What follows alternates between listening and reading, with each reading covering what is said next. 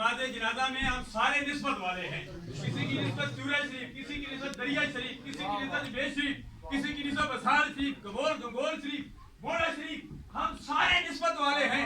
अल्लाह तबारक व तआला की बारगाह में दुआ है कि अल्लाह ताला हम सब की निस्बतों को कबूल फरमाए। लेकिन सबसे बड़ी निस्बत हमारी आका नामदार सल्लल्लाहु अलैहि वसल्लम से है। उस देश के मुस्तफा निस्बत के हवाले से कहेंगे, तुझसे है कर से है सब, और सबसे है मुझ तो निस्बत, मेरी गर्दन में भी है दूर का डोरा तेरा। अल्लाह तबारक व तआला हम सब की हाजिरी अपनी बारगाह अजीत में मकबूल व मंजूर फरमाए। हाजिरीन नाज़रीन, अभी नमाज जनाजा होगी, लेकिन खुदा की कसम मैं कहा करता हूँ, बल्कि आपको ये दावत फिक्र देता हूँ, हम अल्हम्दुलिल्लाह नमाज जनाजा से पहले भी, नमाज जनाजा के बाद भी, दफनाने के बाद भी सरकार का मीलाद मनाते हैं। उससे कबल अल्लामा कारी इब्राहिम हुसैन कादरी साहब ने मीलाद मनाया। मीलाद मनाने का अपना अपना अंदाज है।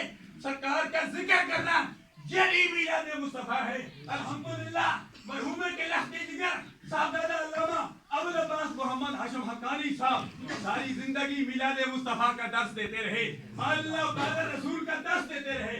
मैं समझता हूँ यही एक आलम दीन का जो दीन मुस्तफा सल्लल्लाहु अलैहि वसल्लम की तरवीज के लिए काम कर रहे हैं, यही बहुत बड़ा सदका जारिया है। अल्लाह ताला ये सदका अपनी बारगाह आदियत में मकबूल